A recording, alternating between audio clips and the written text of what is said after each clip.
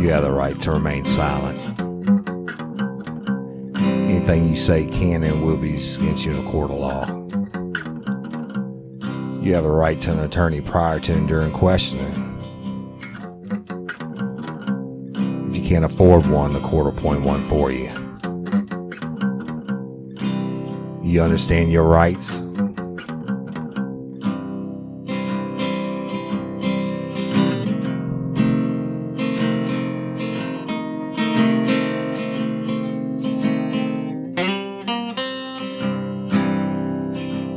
Warning. Each episode of Real Life, Real Crime, the podcast, will contain descriptions of acts of violence or of a sexual nature and are for people that are 18 years or older.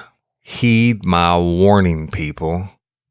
I do not get the facts of these cases off the internet or from some television show.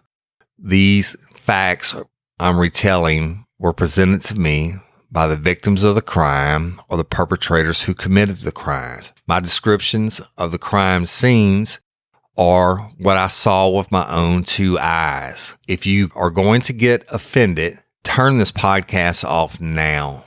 Thank you.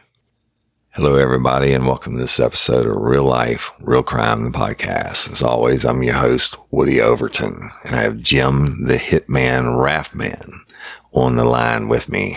Good morning, Jim. Good morning, Woody. Good morning, Real Life, Real Crime fans. How are you today?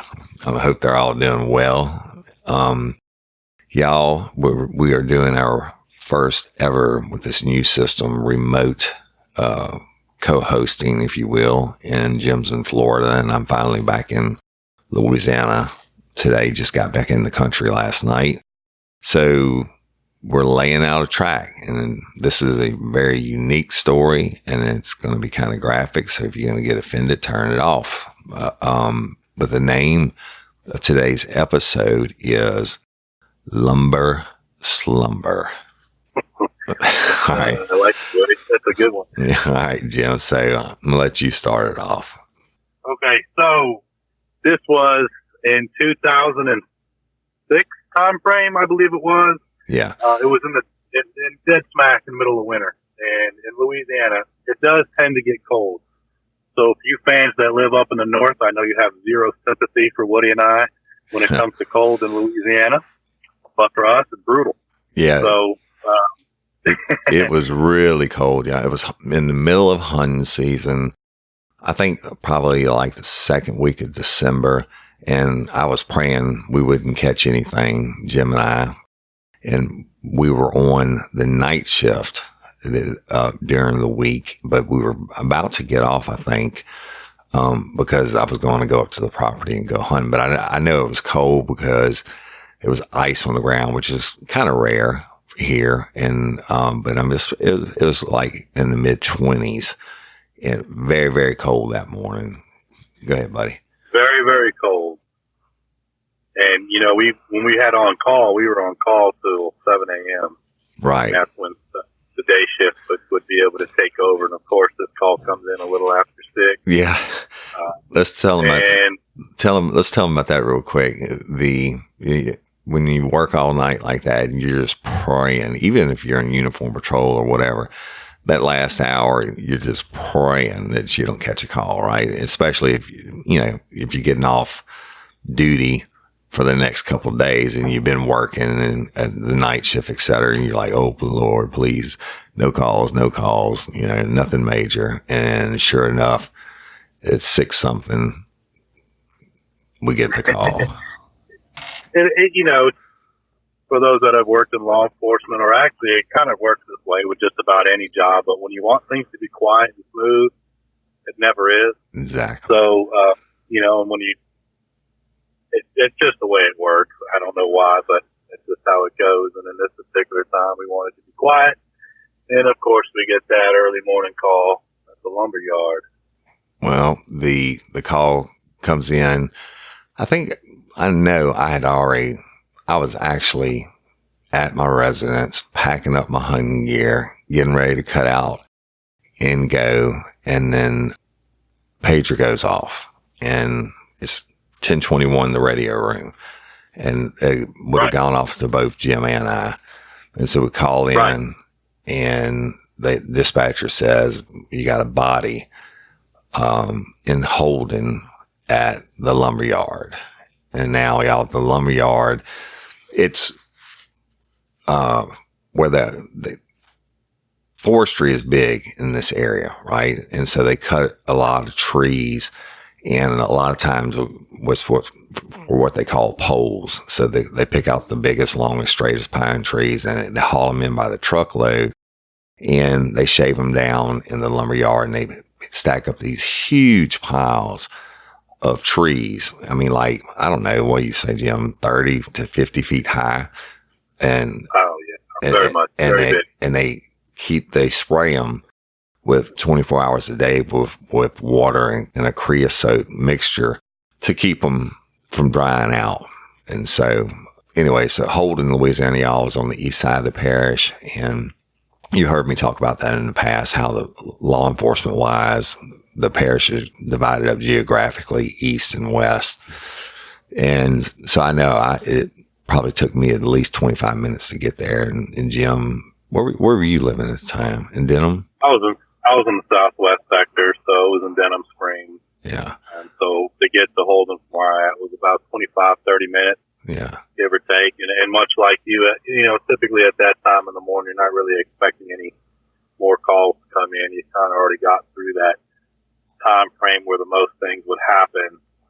So much like you, Woody, I was at the house as well when that call came in. And as I mentioned earlier, it was really, really cold. So I had to get completely changed and drive on over to the lumber yard where Woody and I met up there at the lumber yard and took that walk through the lumber yard together. Yeah. And it was they had like an office type building in the lumber yard. And anyway, so we were alerted that the body was there, and one of the workers in the lumber yard got there that morning and saw a body, and they called it in. But tell them what happened, Jim. Well, when we got there, we, start looking at it. This lumber yard's pretty good size. And as we're walking through and they're leading us to where the body is, that crime scene is going to be pretty big. And when we first observed the body, and he was laying down on his back with his pants pulled down to his ankles. And it was a black male. It was a black male. Maybe. About 6 foot, 6'1", probably about 160, 170 pounds, give or take. Maybe late 20s, I would say. Not that old. Not that old. It's either late 20s, early 30s, somewhere into there. One of the things we observed when we looked at this body was not only were the pants around his ankle, but he had a bottle shoved in his ass. I don't mean to laugh, but it's just one of those you don't forget. It's just one of those you can't lose the visual, and it's strange and it's odd. And we're not talking about a small bottle, ladies and gentlemen. We're talking about a 40-ounce bottle. If y'all know what a 40 is, that's like bigger than a quart of beer, like one of the big malt liquor bottles. So it was an impressive feat, to say the least. And when you're looking down at him, he's first of all, he's obviously deceased. I mean, there's no doubt about that. I mean, he had ice on him, and his pants are down, and he has this huge bottle shoved up his ass, and it also had cream all over it. Cream, if you will. There was a Suave, SUAVE, hand cream, one of those big pump bottles beside it. So I guess he or someone lubricated that bottle up well, and he had that thing shoved up as far as he could go. And one of the other things that was there too was there was a crack pipe off to the side that had a little bit of crack in it. It had a little bit of a crack cocaine rock in it. Obviously was doing some sort of drug. So at this particular point, we're starting to think that maybe this is some foul play or something went wrong while, they were either doing drugs or doing some strange things.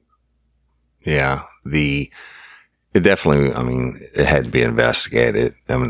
It's a younger guy, and just with your pants down on the ground, and he still had his jacket on. It was like one of those fluffy gray, jackets. We knew he'd been out there for a while, and it didn't appear to be natural causes. We didn't know what it was at this time, but we had to, as always, treat it as a homicide until we know otherwise. So once we try to, look around and fan out to find some more evidence or to see what could put together the story for us, there was no video camera. But what we did know was that on the opposite side of this lumberyard was actually a church. And Woody, why don't you go ahead and explain the church, because I know you've had some run-ins with them previously. Yeah. Okay, let me tell you, the lumberyard is right off of Highway 190, which runs right through the heart of Livingston Parish, all the way from East Baton Rouge Parish to Tangipahoa Parish, and some people call it Florida Boulevard. But this is a really, really rural area. There's no houses. It's the only thing out there in that section is this church, per se, if you will, and the lumberyard. Now, the church is a non-denominational, if you will, but it was actually being used as a rehab center. They were saying that they were an official rehab center, and through God or whatever, but they housed a large amount of people that were addicted to drugs, and we'd had some complaints on it, some street talk, if you will, and you're only as good as your CIs, your confidential informants, and people will call in and they want a little money and say, hey, this church thing, it's not really a church. They're running dope out of there, and the rehab is not, it's bullshit. They're taking insurance money. They check these people in. They get only if they have insurance, and they're taking their insurance money and they're keeping them there on dope, providing dope for them, because the longer they stay there, the more money they get from the insurance company. And we're talking like $25,000, $30,000 a month from insurance companies. And the word we had was that most of the people that were there weren't even from Louisiana. They would bus them in from all over the country and stick them in this church, if you will, in the middle of nowhere, Louisiana, and do the rehab. Go ahead, Jim. It's just a big scam is really what it comes down to. It's something that's more prevalent the last few years. I know Florida has quite a bit of them. There's just a lot of states that have these types of facilities, and not all of them are bad. So we kind of start to realize which ones are bad through our contact with the public and people coming in and out of there, and eventually we'll learn about it, which is what happened in this particular case. Yeah, and even though we'd been getting bits and pieces of information about the place, it had only been open for like less than a year, but they didn't have any neighbors. So it's not like it's a nice neighborhood where people are pulling in and buying drugs all the time and neighbors are complaining and shit, right? It's just, it was out there. They kind of kept quiet, and we didn't have them walking down the highway and stuff like that. We didn't really have any contact or complaints on them, other than we were getting bits and pieces of information that it was a potential fraud and that they were supplying drugs to keep their patients in the facility to make money off of them. But We had a ton of other cases to work, and it's kind of like the squeaky wheel gets the grease. And even though they were on the radar, they weren't number one target, if you will. So Yeah. There's nothing there, right? Jim said there's no cameras. We know from talking to the lumberyard manager that he wasn't dead there when they left the afternoon before. So, we tape it off. We look through for any evidence, et cetera, more signs of foul play. The coroner is called. We work the scene and process it up. And then coroner comes out. And I can say, honestly, that's the only time in my career that we've ever bagged the body once we got done working the scene it sounds fucked up, but it's the truth. I mean, you put this body in the body bag and he was stiff, like frozen stiff. And so we put him in there and the bottle was so far up his ass, it didn't come out. It tagged him and bagged him with the bottle on his ass. Have to. That very well could be some evidence from fingerprints. So, right. We're treating it just like the homicide. And, one of the questions I remember asking the owners of the lumberyard was, what time did they leave? Right. And what is their process when they check out at the end of the night? And the owners actually said they left at close to 8 o'clock p.m. They had some paperwork to do in the office. And whenever they leave the lumberyard, they do a whole canvass of the entire lumberyard to make sure no workers are left on the premises and whatnot before they drive out of the gate and lock it up. That's right. That's the other thing. They had the gate, y'all. It's locked. It's not like somebody pulled in there, and it's a little ways off the road. So they went ahead and did their whole checks like they normally do, and they said there was no way at all that this body would have been here, would have walked past it. So we know for a fact that body was not there when they left. So obviously somewhere in the night, that body came on to their lumberyard, and what took place ended up happening. One of the theories that we had was potentially what this person was going to that church that Woody was speaking of. Maybe they were out walking around, jumped the fence, and it was easier to cut through the lumberyard than it was to go all the way around. That was one theory. Another one could be that maybe there was some sort of gay lover type situation, or maybe even be a gay lover situation, just some sort of crazy sexual play, if you will, and they wanted to get away from everybody else at the church to find a spot that they could be alone and do some drugs and get weird, I guess. Yeah, it was definitely weird. And the other thing we noticed as we're processing it and the coroner came and working the scene, and remember, it's butt cold now, especially for South Louisiana, in the upper 20s. And we could see from the back of that building that church was like maybe 300-400 yards to our left, but a little bit forward. But the back door of the church, we could see it.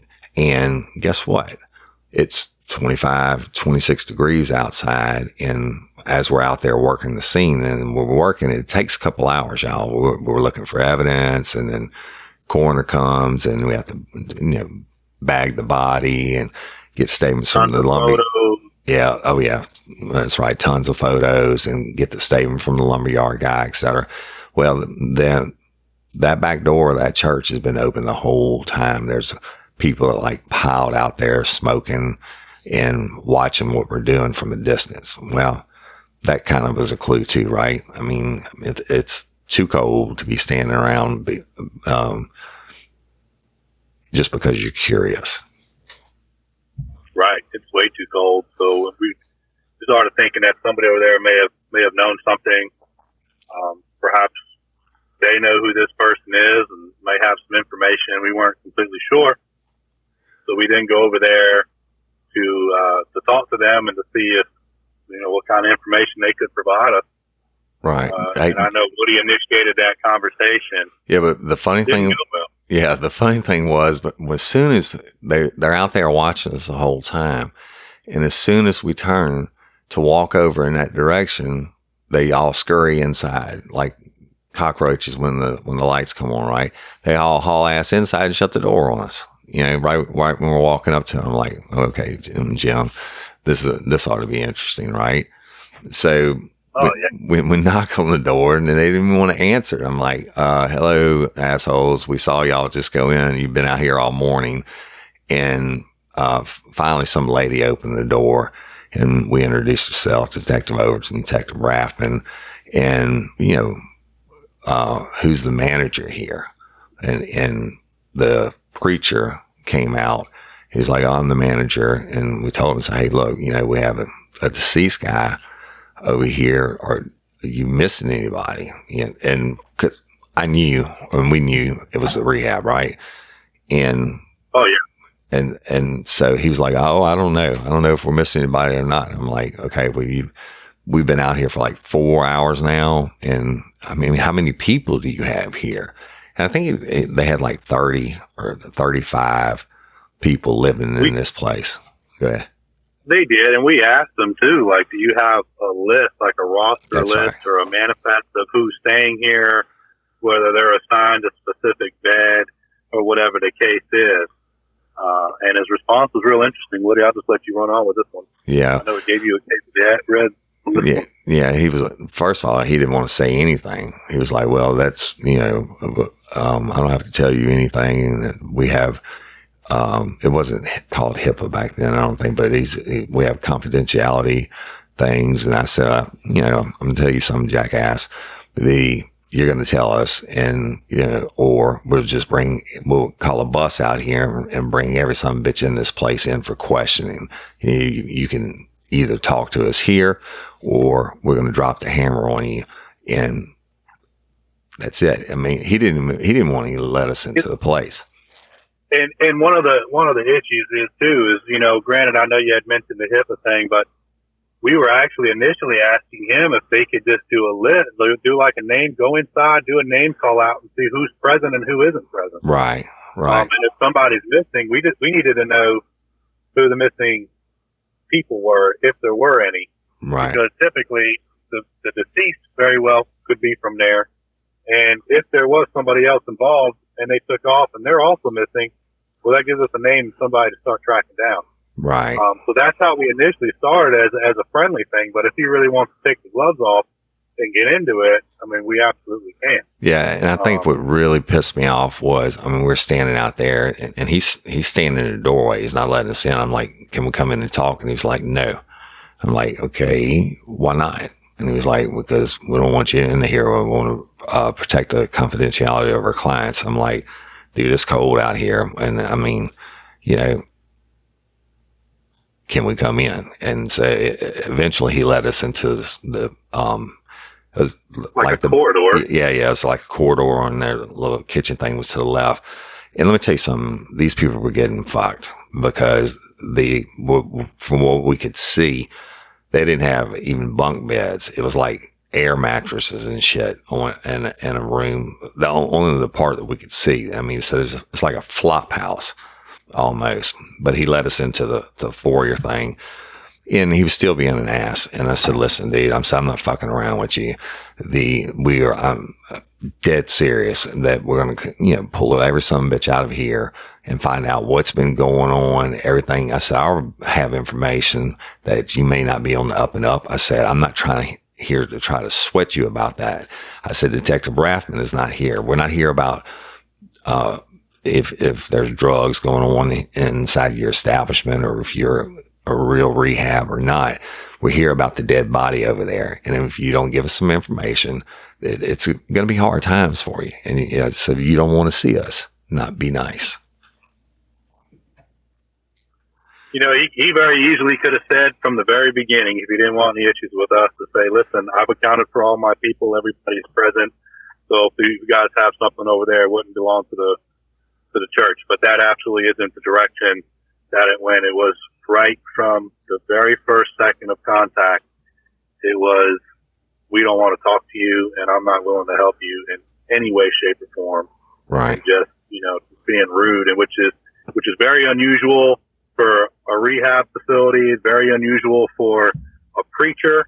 That's typically not the behavior. They usually accept everybody. And, at times what I've experienced and what Woody's experienced when you deal with other rehab centers, sometimes they actually need your help because they have somebody that could be losing control, and they, right. It's just when you have to come in and help. So for them to be this standoffish and to be this resistant towards our presence, definitely put up some red flags. He didn't even want to give us his full name. Now I'm thinking about it when I asked it, he's Preacher Mark or whatever. And I'm like, last name. And it was like, I don't want to give him the name. I think that's what really got you pissed off. And then we were like, okay. So I basically threatened him, like, either you're going to help us, Jack, or, it's just not going to go well for you. So he ends up, acting like he went to make a count, and he comes back and he says, I have one person missing. And I said, can you describe him to us? And he gave this description that fit the guy. And so and again, we don't know if it's a homicide or what the deal is, but the potential killer could be inside this building. And so we asked for a list of everybody in the building, and he told us no. And I said, okay, well, you know what? We are going to go do what we have to do, and we'll be seeing you real soon. Yep. We are going to get what we need. Yeah. And so we went out, scheduled the autopsy, which we'll get into that in a second, but we run this guy, the preacher, and it turns out he has a criminal history for numerous drug offenses in the past. So that goes into the fake rehab deal, right? But the one thing you really don't want to do is what we call POP, and that's abbreviated for piss off the police. And he had pissed us off. So, Jimmy, why don't you tell him? It's not like we're not going to find out who he is. I mean, we have an address. One, we can put in any call that's ever been to that location, and we can search property record or whatever the case might be to figure out who owns that property, and, give us the right first name, don't give us the last name. That's fine. We're going to find out. But now we're investigating something that could potentially be a homicide. So therefore, our scope of our investigation goes as far as it needs to go in order to solve the crime. Right. So, it wasn't like we weren't going to find out who he was, or, he was going to have some magical trick on us. We're not going to know.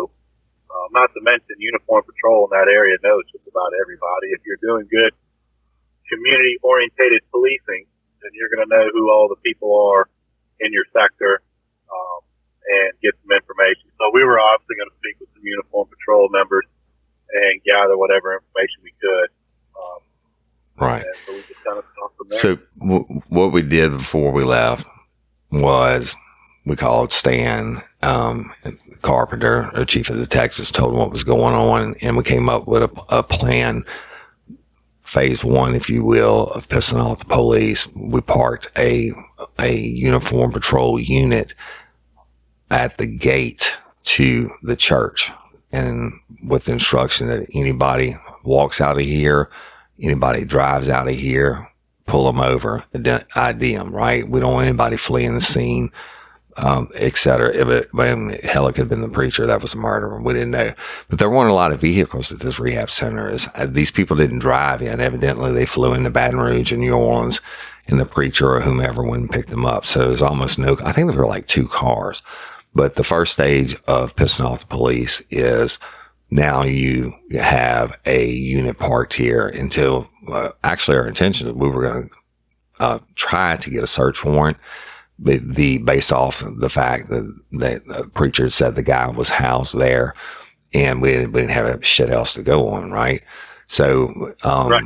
So nobody was leaving that son of a bitch without being identified, and I'm sure half of them in there probably had warrants. So, but we scheduled the autopsy, and this is where it gets kind of interesting. And Jim, you can tell them about it. Yeah, so actually the autopsy was the same day. It was just later on that day. So, that was rare for us, y'all. Normally autopsies had, it was at least one day out, but at least one day. But in this particular time, given that it was cold out too, and I don't think the coroner had anybody else to do what he does on. So, yeah, we had an autopsy same day. So Woody and I went over there to the autopsy. So, just like we've done in previous cases, we take pictures of the serial numbered, band that's on the body bag, and take everything out and, lay the body out, and the coroner does what the coroner does from there, which is to go from head to toe and not missing it. Yeah, and that includes y'all when they cut the clothing off. You have to go through the clothing, and one of the things they found in the clothing inside that fluffy jacket, which I'll never forget, it's like the Michelin Man thing with the rolls on the jacket, if you know what I'm talking about. But anyway, inside the jacket pocket, he had a bag of crack cocaine for like 4 or 5 rocks in it. Yep. So they found the crack cocaine. They'll take all the clothes. They'll individually bag all of that and send that off for analysis, because you don't know what you're going to find DNA fibers on there, or whatever the case could be. So, the meticulous process all the way through the autopsy. But when we got to the bottle itself, the coroner actually pulled the bottle out. And what we found on there was interesting, because it was a glass bottle. There was actually a condom put over that glass bottle. Sorry. And it was lubed. So clearly it was intended for that kind of play. Now, maybe the condom was on there. If the glass broke, I don't know, maybe they thought it wasn't gonna rip the condom, or maybe that was just what was supposed to keep it in the one place. I don't really know, but there was a condom on that, and there was a ton of the lotion or the swab bottle of hand cream or whatever that was, all put all over that bottle. So the coroner actually pulled that out, and right away it was kind of a shock factor, because I wasn't expecting to see that. What I was actually thinking, if it was some sort of humiliation after you were already deceased for whatever the cause was, if someone shoved the bottle up this person's ass. But to find a condom on it, it kind of changes your mindset a little bit. Like, that was, like, what the hell is going on here? It was There's crazy. Legitimately a condom on a glass 40 bottle. Like, that blew my mind. That's right. And you know what? Going back to the scene, and when you said it, we did find a condom wrapper, an open condom wrapper, and that's what it originally made us thought it may have been some type of sex play. But then I'm like, okay, we didn't find a condom. We literally looked through everything, every trash bin, on top of roof, everywhere. We wanted the DNA from that condom. Absolutely. And obviously there was a reason we weren't getting it. It's because it was up his ass. But it was up his ass, and it wasn't visible from where we were. You couldn't see. They had it shoved up so far that the condom didn't even come down all the way on that bottle. Yeah, we had no clue. I to this day, I can't imagine. I mean, I know when a woman gives birth, God has allowed for things to stretch and do what it has to do. But the rectum, I just don't think it's supposed to be stretched out that big. I mean, it was bad. And I know this is graphic, y'all, but it's just, you have to imagine that, the base of one of those bottles has got to be, it's much bigger around than a baseball bat, the top of a baseball bat, maybe 2 baseball bats. I mean, it's huge. Yeah. So my mind was blown at that point. I was like, holy smoke. Yeah. But, and again, back to we've had deaths, a lot of deaths where, people degraded the person they killed afterwards. Like, shoving stuff up in them, and stuff like that. So that was a real thought of ours, especially, when we couldn't find the condom and stuff like that. They killed him, and then the ultimate act of degradation of humiliation is shoving a bottle up someone. Oh, and not just a bottle. We're not talking about a Coke bottle. We're talking about a big ass bottle, shoving it up his ass. And it wasn't far fetched to think that somebody could have humiliated him, because it was a short time before then we had worked one where there was a death that we can cover on another episode that had to do with humiliating that person after the fact. Right. So it wasn't a far fetched theory to think that somebody could have done that, whether it was to embarrass that person and their family, or even somebody else that we don't know about. So it wasn't a far fetched idea. It was almost. I mean, it was more reasonable to think that somebody had humiliated him after death than it was to think that he voluntarily shoved that huge thing that far up his ass. So as the coroner continues to go through with the autopsy, well, they'll do a tox screen, so they'll draw any urine out of the bladder, try to do whatever kind of tox screen they can do. Obviously it was, I believe on that test it came back positive for crack cocaine in the system. I do believe that was one of the, along with maybe I think with some pills as well. Some benzos, I think. There. Yeah, some benzos. So and crack. It kind of lit up a little bit like a Christmas tree and all the different lines. And so obviously the person had been doing some drugs before this took place. And as the coroner continued to go through the autopsy and ended up finding a blood clot, and this big blood clot known as a pulmonary embolism found there in the lungs, which was what the cause of death was. And so, yeah. First of all, that is,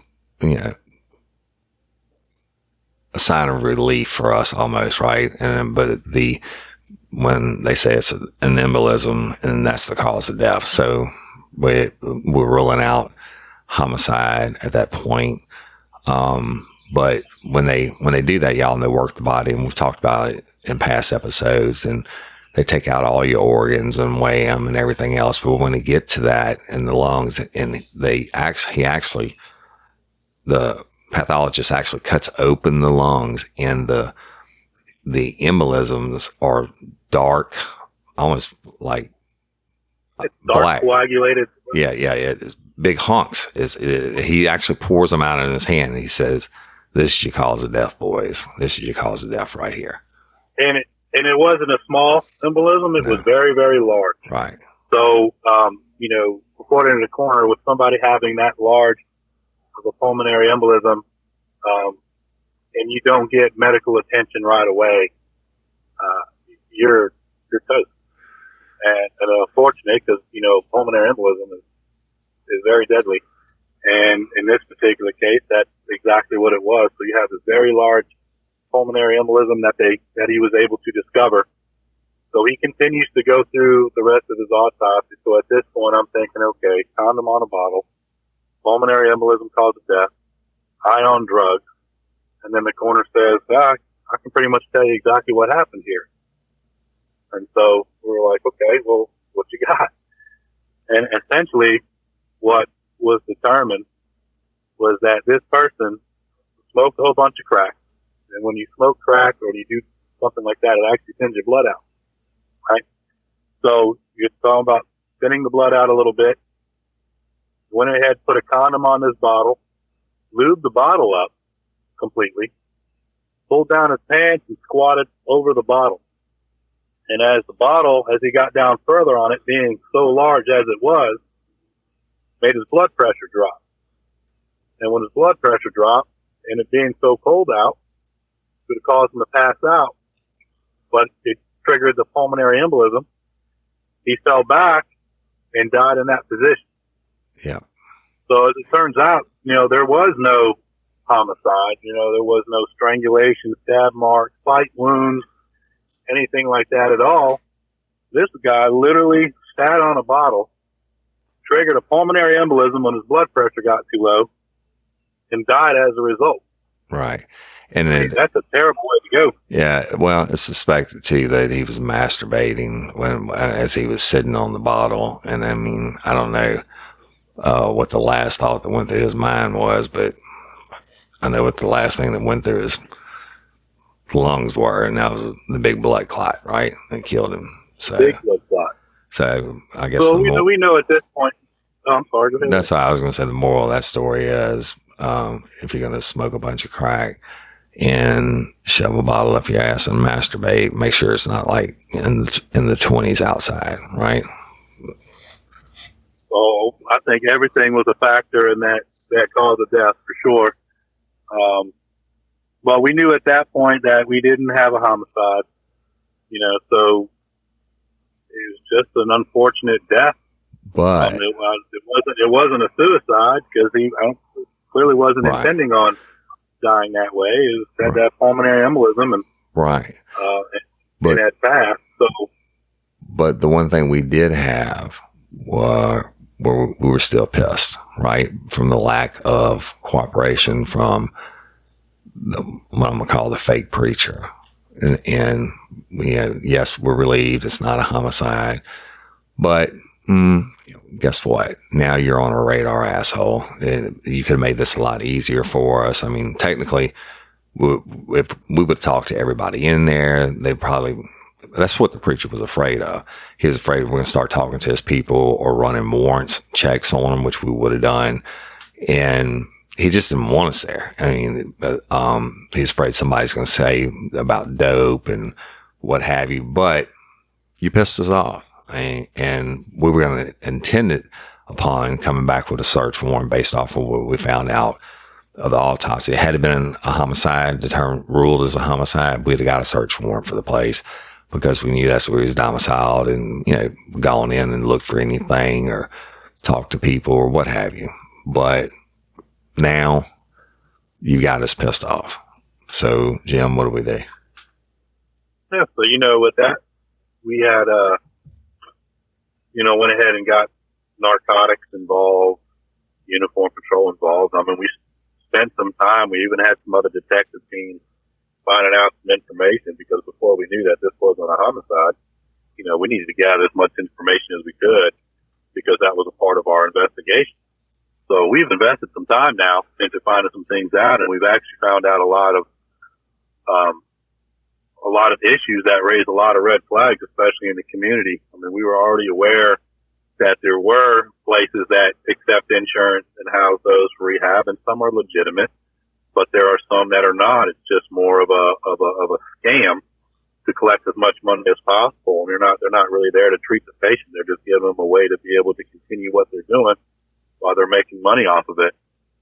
So some of that information started coming to light. Some of the people that were caught by uniform patrol, so to speak, with some drugs and what information they've been able to give out. So we've gathered this collection of information from uniform patrol and the detectives, and we got our narcotics unit involved with this, and they had a little bit of information, so they were able to use some CIs, some informants, confidential informants, to start working that, to go in there and whether they're purchasing drugs or whatever the case might be, they started an investigation. Yeah. And that's correct. So we pulled out the uniform guy that we had there and let him think that we were letting him be. The confidential informants we mentioned earlier, they were reached out to, and these CIs, they get paid and they have to sign paperwork, et cetera, if they're, certified CI. And they were used to go back in, find out who was doing the selling, et cetera. And so they would set up on the place at nighttime and know who it was. Go ahead. You say something, Jim? I'm going to touch base on one thing for those that understand about a confidential informant and some of the requirements that go into that. There's a misconception out there that if you have a confidential informant and you get them to sign the form, they go in to make a buy and that's it, they're good. You have to actually certify this informant, so they actually have to do this. and build that rapport and build that trust where their information has actually been very accurate. So usually it takes a couple of times where they'll go and they'll, provide the information or make the buy and come back with that, and all the information was true and factual, and you have to keep a record Right. for that confidential informant. You have to actually log that, and that's how they become a certified informant, because the information given you is accurate. And before you send them in, let's say the first time, and somebody, you catch them with some dope, and then they say you want to help yourself out, give us somebody else, give us the bigger fish, et cetera, and they do that. And before you send them in, they have to sign all this paperwork that says they won't commit any illegal acts, and they won't act outside of the scope of whatever the investigation is currently going on. I mean, it's a bunch of strict rules. Matt, they are not a law enforcement officer. That's right. You're not a law enforcement officer. Then we search them, strip search them, make sure they don't have anything on them. And like if they're going in to make a buy, we take pictures of all the bills that they have, make sure they don't have any more money on them. And if they go in and they complete the transaction, they come out, we immediately search them, and we've had it happen in the past where they'll go in and buy X amount, more than what they're saying, and they'll break a piece off and try to hide it on them. And we've actually arrested people for that before, back when we were working narcotics. So when they come back out, you search them again, and then especially if they're certified, you search them again, and then you're able to take that to a judge and say, hey, they just went in this residence, and you have to describe the residence and who was inside, et cetera. And you make a sworn affidavit for the judge, and they'll give you, hopefully they'll give you a search warrant to go do what we call a no-knock search warrant. So you can hit the residence or the establishment in force and put everybody down, take them by surprise, and do your search. And a lot of times, too, when you use a confidential informant, they get a number assigned to them. Right. That's right. So they're not known by name. Yeah. Confidential informant number 28, and they've made 8 buys, and you have all 8 of it. When you apply for that search warrant, you can put on their CI number 28. Right. And behind closed doors with the judge, you can provide the documentation to show that this is what this confidential informant has done previously. And that way you're showing that this is a certified confidential informant, that we're not just pulling this name out of a hat and making up a number. There truly is a log of what this person has done previously to show the truthfulness to the court when you're asking for the warrant. And look, they have some CIs out there that are making more money than we make now. I mean, they're pros at it. Once they work off their original charge, and, it's no longer reasonable to say, okay, yeah, well, we caught you with an 8 ball of cocaine and you made 5 buys for us, you're certified now, et cetera. There's no incentive for them, right? And I mean, but so they start getting paid, and there's money through the system, through the sheriff's office and the DA's office that's allocated from other people's fines and stuff that they pay in court. And so some of them that I used over the years were making really good money, and they love to work. So back to this one, they sent in a couple of the top CIs, the undercovers, to do what they do to make the transactions on the church. And that's exactly right, and that's exactly what happened. And they were successful, and went to the judge and presented the evidence, and we got permission to do a no-knock, if you will. And Jim and I were both on the SRT team. I think I was off of it by this time. Jim was still on it. And I was still on it. What would happen is the SRT team would gather at a secret location to do a briefing. And you just don't run out and hit a house, right? Unless there's an active shooter situation or something like that. You gather all the intel that you can, such as how many doors, how many suspected people inside. It's a lot like a military mission. You don't just run out into the mission and just run with it. You rehearse it. So you try to stage what we refer to as like a glass room where you're kind of mocking up what that house might look like or the building you're going into off of whatever information you have. Who could be there? You know, you have to be able to communicate what sides or what. Way, if, you know, somebody needs help on a particular side of that house, you know where to go based on whatever code word they have. So you rehearse it. You go over it multiple times. And just so everybody's on the same page.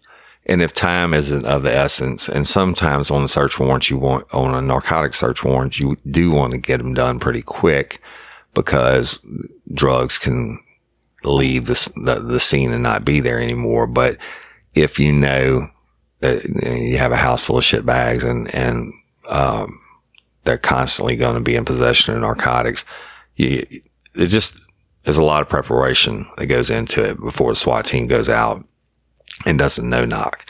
And a no-knock is when basically it's sheriff's office, search warrant, boom, right? So Jim, tell them what happened. Describe it for them, if you will. Yeah, so, you know, we rolled down the street there. We get to the location, and boom, right away, I was part of the entry team. So we had, you know, a breacher and so on, and we get up to the door there. Sheriff's office search warrant, wham, hit it. You know, we made entry. We did use a flashbang. We do that as a distraction. Let me throw in a couple of details. When he says they're rolling down, and they had the Livingston Parish Sheriff's Office, Willie Graves, and now Jason Ard's the same way, the sheriffs, they gave us the best equipment. And like other departments, much larger departments in major cities were jealous of the shit that we had.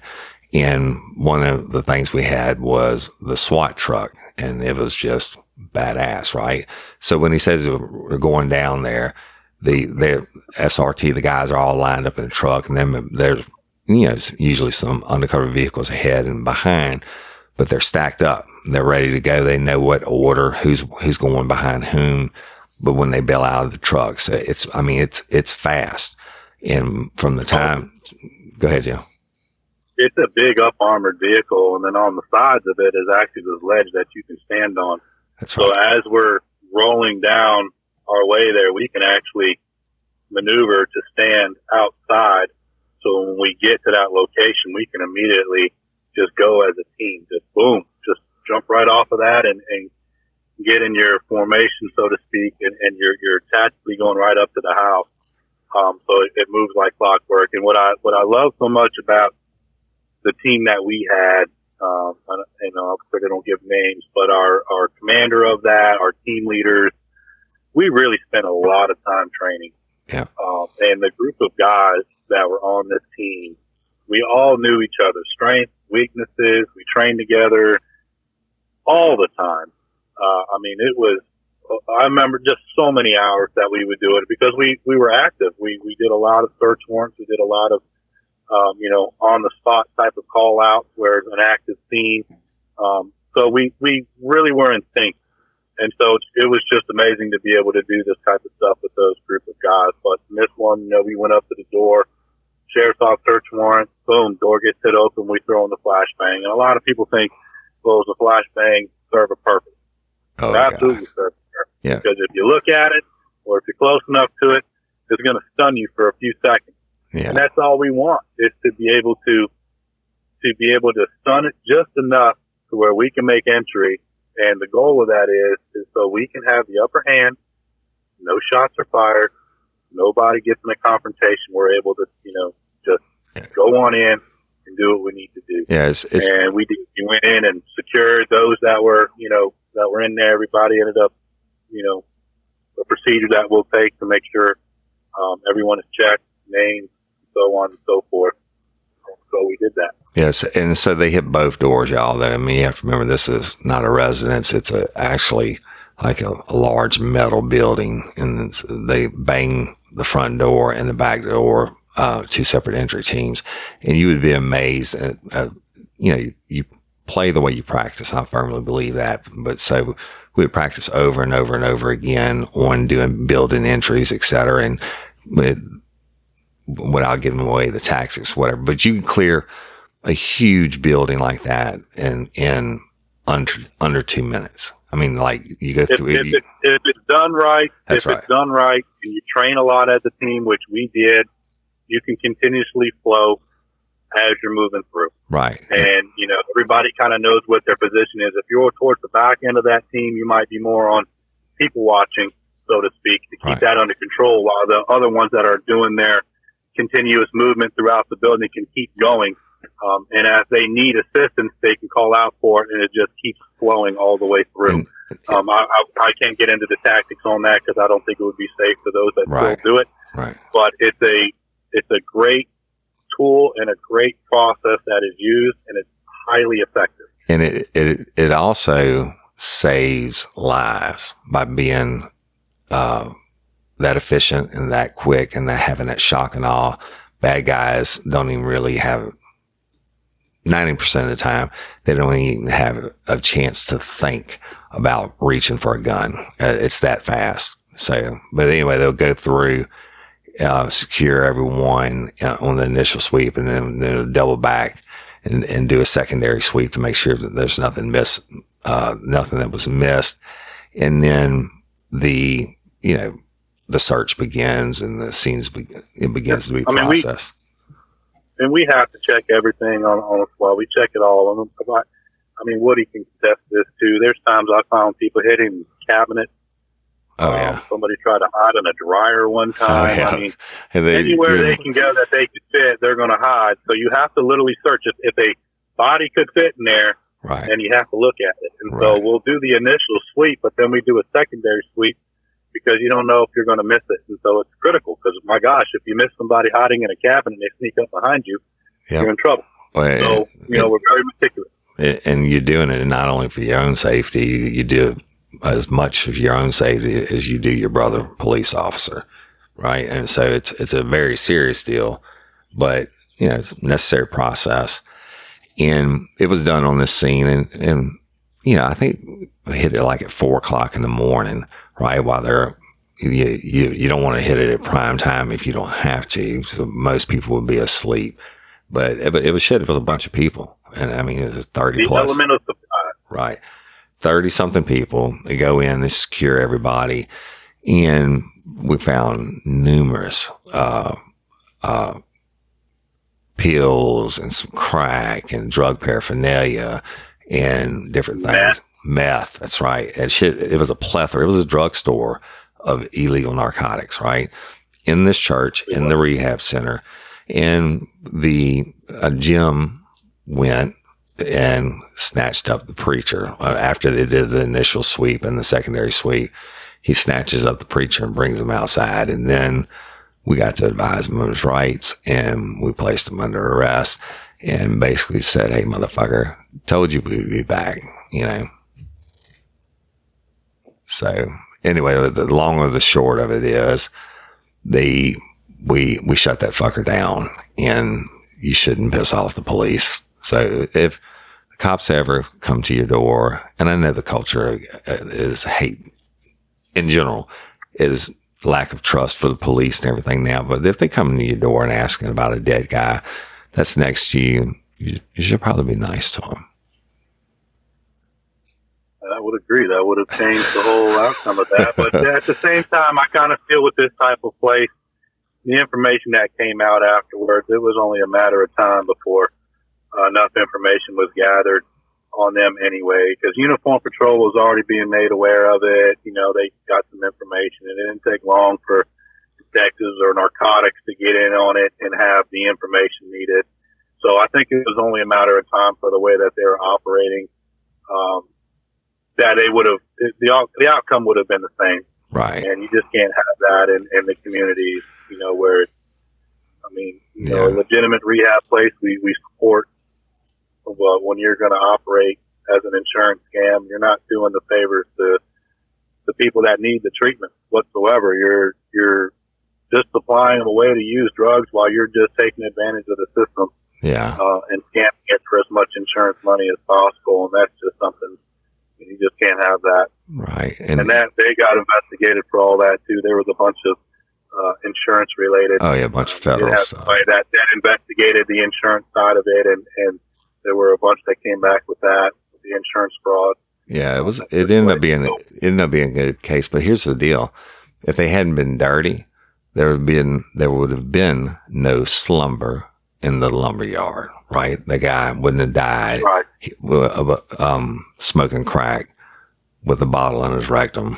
I mean, the word was anyway that the preacher was hooking them up because these people weren't local. He was hooking them up with the local connections to get them whatever kind of dope they wanted. And so that guy technically died as a result of the insurance fraud scam and the fake rehab. But it was a good case. It was an interesting case. I mean, I never saw anybody else die like that. And the lanyap or bonus or free or extra was shutting down that asshole preacher that was, basically just ripping everybody off and supplying these people who are already addicted with narcotics. And he was making an ass load of money. I think it was $30,000 a person. You figure that out. He was a preacher by title. He wasn't a preacher. Yeah, I'm sorry. You're right. He real sense of the word, that's for sure. Yeah, so there was no preaching going on. Yeah, the fake preacher, and he went to prison, and I don't know how long it was because they did a bunch of federal charges on him and insurance fraud and wire fraud and all kinds of stuff. And I didn't keep up with it because it drug out for a couple of years because he had a shit pile of money for good defense attorneys because he got it from the insurance stuff. But he's in prison. I feel quite certain still to this day that he's in prison. So it was a good case, and feel bad for the guy that died, that the Slumber in the lumberyard guy, for the victim, if you will. But it is what it is.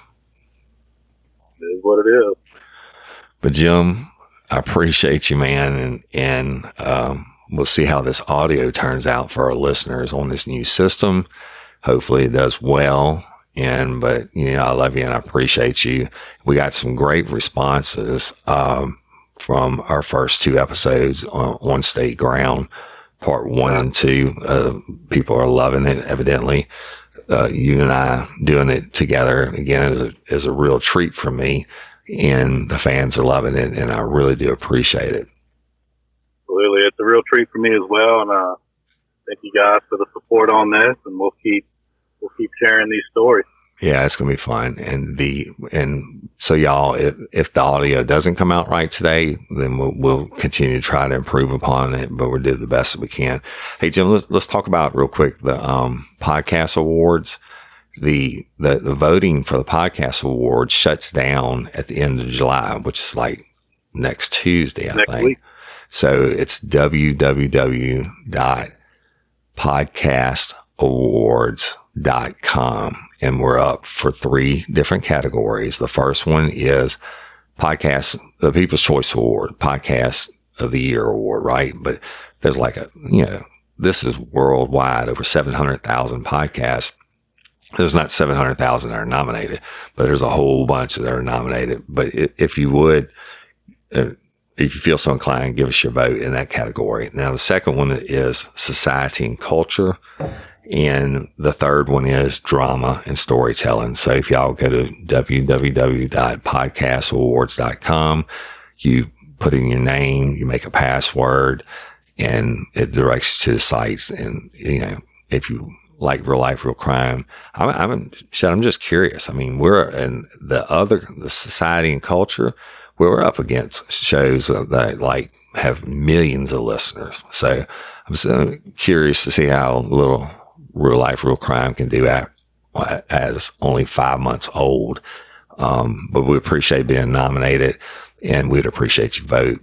So, if you like what we've been able to do, and you like what Woody's put together over the last 5 months, please go on to that site, vote for us, and share it with your friends and your family. And I know that LSU Tiger Nation we'll go ahead and share this information amongst all those Tiger fans out there. I've got to give love to my LSU Tigers.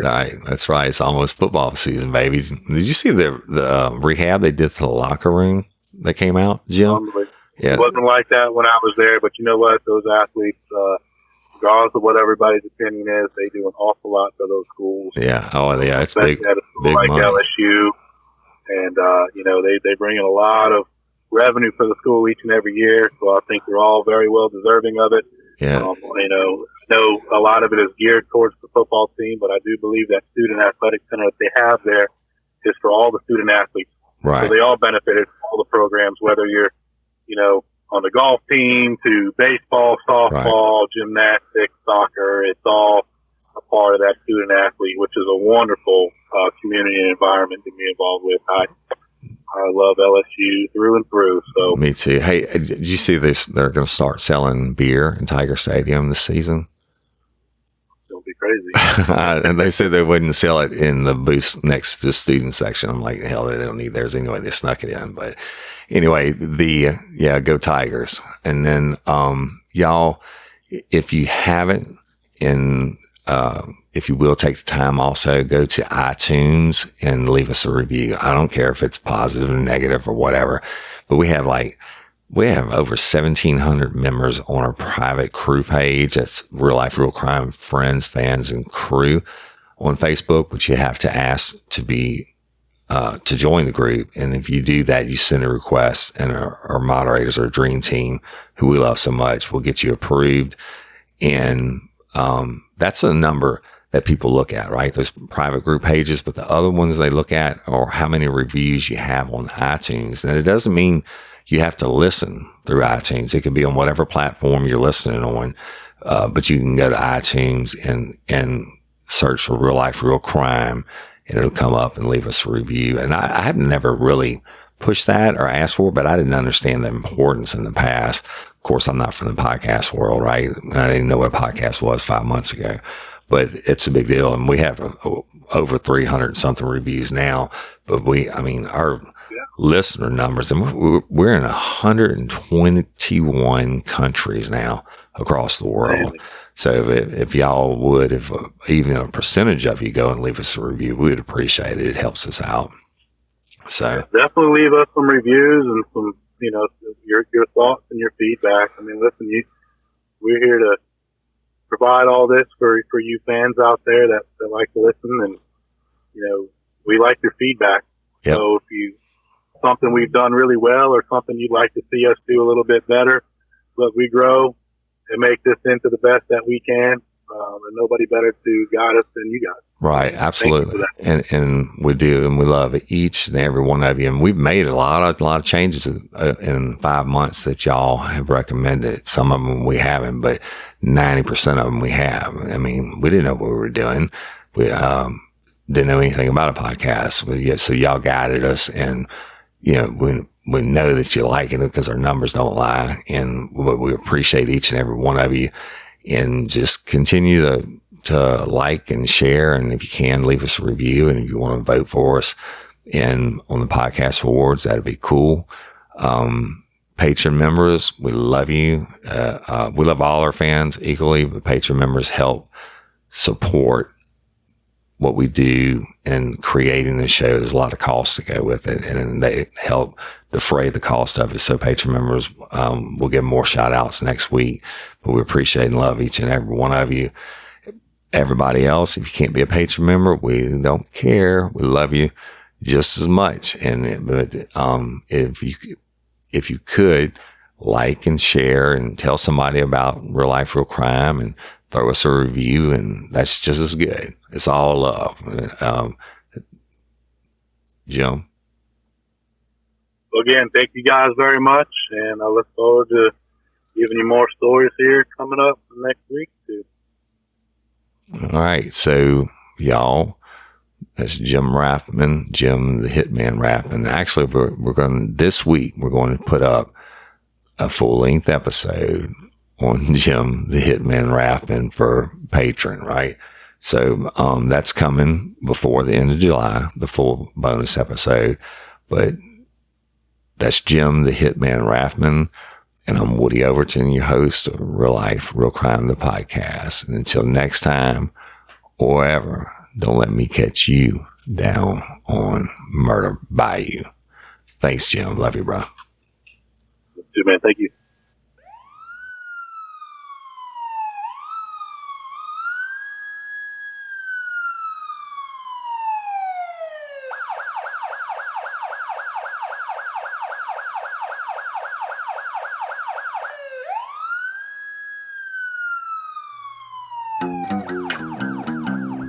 You have the right to remain silent.